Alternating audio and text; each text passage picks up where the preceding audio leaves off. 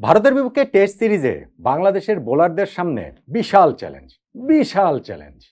সেটা আমরা ভারতের মাটিতে গিয়ে খেলবো, সেটা যেমন এক কারণে। আর একটা কারণ ভারতের ব্যাটিং লাইন আপ। বিশ্বসেরা ব্যাটিং লাইন আপ ভারতের বরাবরই, এবং এই লাইন আপটাও তার কোনো ব্যতিক্রম নয়। আর যখন হিসাব করবেন ভারত নিজেদের মাটিতে খেলবে, তখন তারা আরো মনে হয় অপ্রতিরোধ্য হয়ে ওঠেন।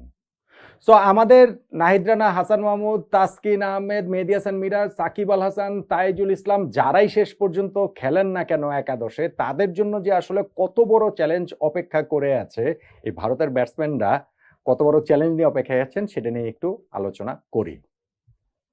দেখুন, যেটা বলছিলাম যে ভারতের ব্যাটিং লাইন আপ এমনিতেই বিশ্বসেরা, আর ঘরের মাটিতে খেলার সময় তারা আরো বেশি যেন অপ্রতিরোধ্য হয়ে ওঠেন। আমরা যদি ভারতের একটু ব্যাটিং লাইন আপটাতে সাম্প্রতিক সময়ে তাদের ঘরের মাটির পারফরমেন্সটা একটু বিশ্লেষণ করি, তাহলে কি দেখতে পাই।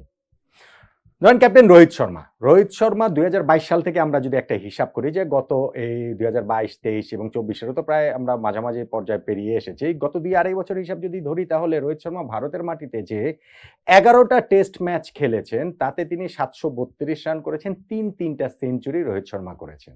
মোর ইম্পর্টেন্টলি, লাস্ট যে সিরিজটা ভারত খেলেছে ঘরের মাটিতে ইংল্যান্ডের বিপক্ষে, এই বছর হচ্ছে গিয়ে যে ফেব্রুয়ারিতে, সেইখানটাতে রোহিত শর্মার দুইটা সেঞ্চুরি রয়েছে। তার ওপেনিং পার্টনার যশস্বী জয়সওয়াল, তিনি ঘরের মাটিতে একটা মাত্র টেস্ট সিরিজে খেলেছেন, এবং সেই টেস্ট সিরিজটা ইংল্যান্ডের বিপক্ষে সেখানে। আর তাতে জয়সওয়ালের পারফরমেন্স কি, সেটা তো আসলে মানে চোখ কপালে তুলে দেওয়ার মতো পারফরমেন্স। ফার্স্ট হোম যে টেস্ট সিরিজটা তিনি খেলেছেন, সেইখানটাতে 5 টেস্টে 9 ইনিংসে 712 রান তিনি করেছেন। তার অ্যাভারেজ হচ্ছে গিয়ে 89, দুইটা সেঞ্চুরি, এবং সে মানে 3টা সেঞ্চুরির মধ্যে 2টা তার হচ্ছে গিয়ে কি বলা চলে যে ডাবল সেঞ্চুরি তিনি করেছেন। 2টা সেঞ্চুরি তিনি যখন ওই ডাবল সেঞ্চুরিতে রূপান্তর করতে পারেন, বিগ ইনিংস খেলার সামর্থ্যের যে জায়গাটা, সেটাও জয়সওয়াল খুব ভালো করে দেখেছেন। সো রোহিত শর্মার চেয়ে জয়সওয়ালও বাংলাদেশের বোলারদের জন্য কম চ্যালেঞ্জ নিয়ে অপেক্ষা করে নেই। 3 নম্বরে শুভমান গিলই খেলবেন প্রবাবলি, এবং শুভমান গিলের হিসাবটাও যদি আমরা ধরি, যে 2022 সাল থেকে হোমে তিনি যে টেস্ট খেলেছেন, সেইখানটাতে 7টা টেস্ট খেলে তিনি 606 রান করেছেন, এবং সেইখানটাতেও তার তিনটা সেঞ্চুরি রয়েছে। এবং সেই 3টা সেঞ্চুরির মধ্যে লাস্ট যে সিরিজটার কথা আমরা বলছিলাম ইংল্যান্ডের বিপক্ষে, সেই টেস্ট সিরিজেও গিলেরও 2টা সেঞ্চুরি রয়েছে। ফলে আমাদের আসলে এইখানটাতে বাংলাদেশের বোলারদের দম ফেলার আসলে ফুসরত নেই। আর এরপরেতে আসবেন বিরাট কোহলি কিন্তু লাস্ট সিরিজটা খেলেননি ইংল্যান্ডের বিপক্ষে। ওই সময় তিনি ব্যক্তিগত কারণে প্রথমে 2টা টেস্ট থেকে ছুটি নিলেন, পরবর্তীতে হচ্ছে গিয়ে পুরো সিরিজটাই তিনি স্কিপ করলেন। তার ক্যারিয়ারে এই প্রথমবারের মতো ডেবু হওয়ার পরে তিনি একটা হোম সিরিজের সবগুলো ম্যাচ মিস করলেন। আমরা যদি 2022 সাল থেকে যে হিসাবটা দিচ্ছি, সেই হিসাবটা যদি ধরি ঘরের মাটির পারফরমেন্স টেস্টে, তাহলে বিরাট কোহলির এই সময়টাতে গিয়ে তার পারফরমেন্স 6 টেস্টে তিনি 378 রান করেছেন। বিরাট কোহলির স্ট্যান্ডার্ডের পারফরমেন্স না আসলে।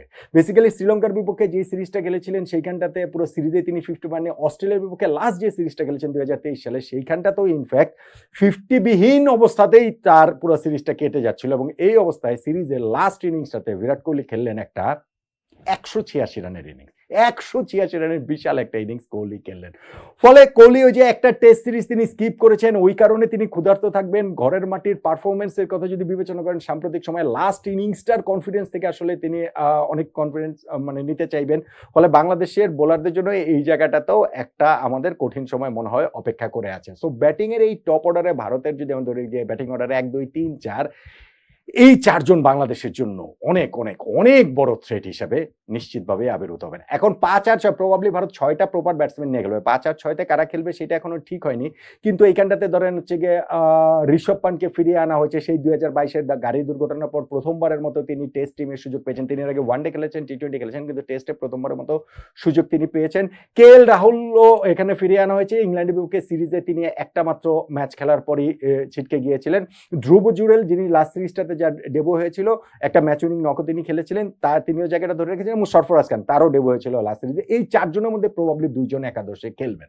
এখন ঘরের মাটিতে ওই পারফরমেন্স 2022 সাল থেকে ওই যেভাবে যদি হিসাব করি, তাহলে KL রাহুলের এইখানটাতে তিনি তারও 2টো 50 রয়েছে 3 টেস্টে, ওইখানে ঋষভ পান্টেরও 2 টেস্টে 2টা 50 রয়েছে।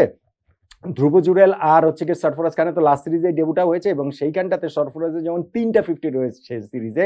আর জুড়েলের তো একটা ওই যে ৯০ রানে match winning Naqi man of the ম্যাচে তিনি হয়েছিলেন, সেই ইনিংসটাই রয়েছে। সো বাংলাদেশের বোলারদের জন্য ভারত এমনিতেই কঠিন প্রতিপক্ষ, নিশ্চিতভাবে ভারতে গিয়ে খেলবো সেটাও কঠিন প্রতিপক্ষ তাদের ব্যাটিং লাইন আপের কারণেও। আর ভারতের মাটিতে তাদের ব্যাটসম্যানদের যেই পারফরমেন্স